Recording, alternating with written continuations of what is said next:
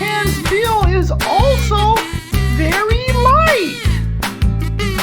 The tail of a toucan is round and varies in length, from half the length to the whole length of its body.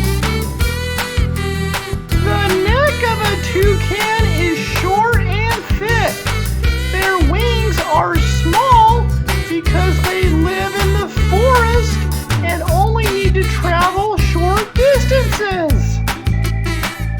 Toucans live in the Neotropics from southern Mexico through Central America into South America and into northern Argentina. Toucans are also highly social, and most toucans live in groups of up to 20 or more toucans for most of the time. They just love other toucans.